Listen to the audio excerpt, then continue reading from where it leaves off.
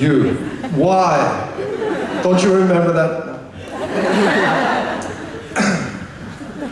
All right, feel free. Ask me anything. Yes, Max, Dave from Detroit, Michigan. Hey. I just want to know, how is it different or the same or working with Tanai? Tini, sorry, excuse me. I think Tanai probably would have been catchier. We screwed up on that one. How is it different or the same or special working with Tini than other people you've collaborated with? Well, first of all, the way we met was quite unique for me because I have a very ambivalent relationship with the sort of music competitions. And I debated back and forth with myself whether I should do it or not.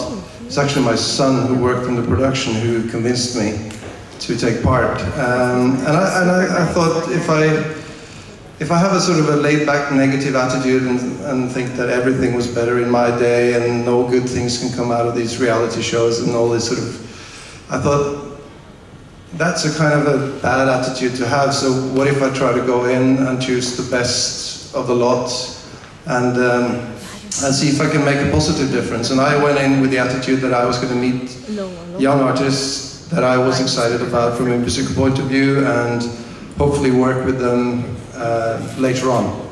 And Tini was one of them. I have released some records already. Martin Halla, some of you might know, produced him. Yeah, he's awesome. And there's a couple of others as well. And what's the common denominator for all of them was that they stood out for their artistic integrity when I heard them and subsequently when I worked with them. But what I like about working with these artists is that it gives me a kind of a little time machine to go back to a moment where I was in the studio for the first time without any baggage and just a lot of passion for making music. And I think that's the main thing for me, that it's exciting to be in the studio, to write, to record.